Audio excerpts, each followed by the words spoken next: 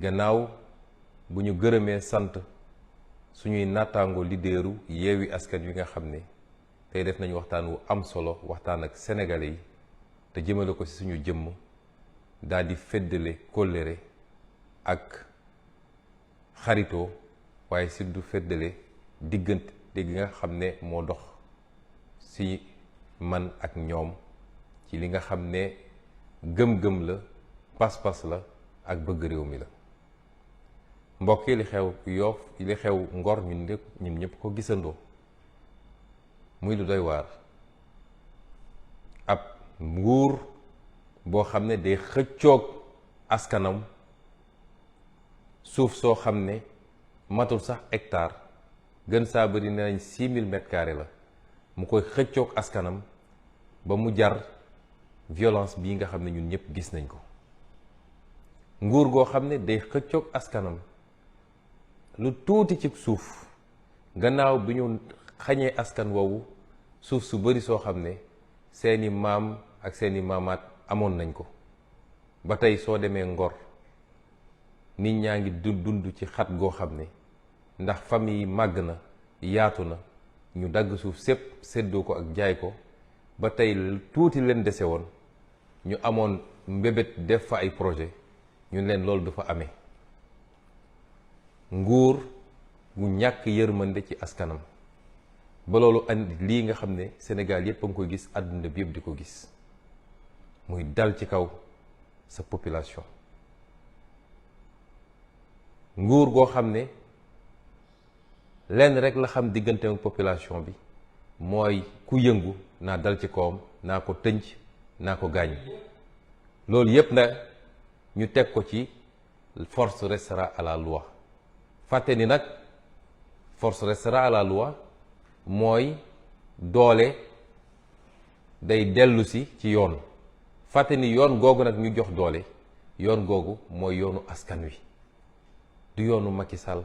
du yoonu Antam Diome du yoonu général Moussa Fall du yoonu Bokar Yàgg waaye mooy yoonu askan wi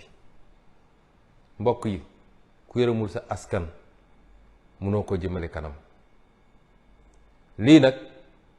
mooy li ñuy xeex bés bu ne ñu jàpp ni diggante Ousmane Sonko ak Macky Sall la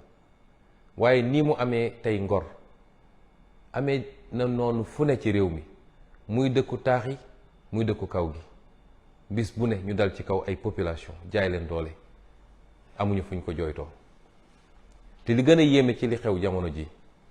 mooy bu yi amee télévision yi Sénégal yi sax ñemetuñu ko wone ndax Macky Sall nee na leen bu leen wone su may noot sama askan bu ko kenn wone moo nem de France bee ñu ne démocratie la bu manifestation yi amee ak ni muy métti yépp télévision publique ak télévision privée yépp dinañ ko wone ba askan wi xam li xew tey bu dul woon réseaux sociaux yi ak yenn page Facebook yi sénégalais yi duñu xam li xew ci réew mi mën nañ fa tëj nit ñi gazé leen rey leen te kenn du ko yëg lii mooy li ñuy xeex bés bu nekk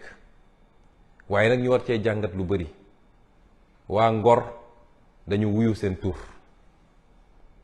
mooy nit ñu am ngor lañu ngor mooy dignité ku am dignité di nga jaar ci kawam waaye doo ko jaay doole doo ko noot doo ko takk bu mu jaam may wax waa Sénégal lan moo tax ñun ñu war a nangu Macky Sall takkuñu bu mu jaam lan moo war a tax tey ñu koy seetaan muy def lu ko neex ci réew mi Ngor de benn quartier kese la mu tëleen depuis balaa Korité ba tey jii waaw bu quartier Sénégal yépp takkoon seen fit takk seen ndigg jàkkaarloog Macky Sall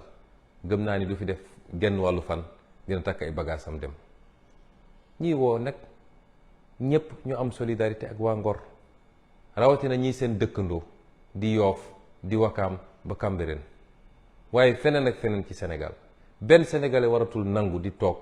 di seetaan ñuy noot ay sénégalais di leen bunduxatal di leen métital di leen rey di leen gaañ dégg nañu sànq ab xibaar boo xam ne ñu ngi koy vérifié wu ñu ne ñu am na benn gone gu jigéen gu ci ñàkk bakkanam ñu ngi ñaan yàlla loolu bu mu am ndax nguuru Macky Sall li fi rot ci bakkan bëri na ci ay manifestation kese. gis nañu ay image yoo xam ne yu doy waar la, ay nit nekk ci ay plage ñu leen di tiire ay bal fetal. te balaa korité bi gis nañ fa image yu doy waar, ay nit yor ay fetal nekk ci ay yoonu koñ di chargé di tiire ci kër yi. mu fàttali leen li xewoon sama kër le 7 février 2021 nga xam ne ay alkaati la ñu gis ñu taxaw ci kaw ay toit di tiire. njàmbaar nekkul ci loolu, ma koy wax toujours suñu force de défense et de sécurité yi lañ leen formé li ñuy xaar ci yéen mooy bu ay samba boy wala ay terroriste wala ñu bon a bon jóge fële bëgg a dal ci kaw Sénégalais yi ngeen won ñu ni yéen a ëpp entraînement ci Sénégal, ngeen won ñu yéen a gën a professionnel, ay jàmbaar ngeen. mais bés bu ne ñu yónni leen ci ay population désarmée ngeen di jaay ay commando mel ni Rambo bu nekk ci àllum Aziba. du lii moo taxoon peuple bi jël impôt am di leen fay ak di leen former. ngeen war a am yërmande ci seen askan te xam ni doole gi ñu leen dénk doole askan googu la, du doole Macky Sall. kon li xew Ngor métti na ci ñëpp, ñu koy massawu ñëpp, à l'attention de nos amis étrangers. J'ai ouvert cette allocution par la situation qui prévaut aujourd'hui dans un quartier de Dakar qui s'appelle Ngor. Les images que vous voyez dérouler en boucle derrière moi se rapportent à ce quartier, où depuis plus d'un mois maintenant, des populations réclament un petit lopin de terre de 6000 m². Des populations qui ont été spoliées de toutes leurs terres ancestrales, qui ont été soumises à la course foncière qui prévaut à Dakar, où des lotissements ont été faits, partagés tout le temps par les mêmes, des politiciens, des hauts fonctionnaires, pour être revendus à prix fort. De sorte que ces populations aujourd'hui vivent dans la promiscuité dans leur quartier traditionnel. Et le petit lopin de terre qui leur restait leur est aujourd'hui enlevé pour soi-disant l'édification d'une brigade de gendarmerie, ce qu'il faudrait vérifier d'ailleurs. Et ces populations disent niet. Et la seule réponse que Macky Sall leur sert, c'est encore la répression, la violence et la brigade. Et les images qu'on a vues aujourd'hui, les images qu'on a vues les jours passés, sont indignes d'un État comme le Sénégal. Et Macky Sall use et abuse de la répression sous le fallacieux prétexte que force doit rester à la loi, ignorant que la loi, c'est le peuple sénégalais.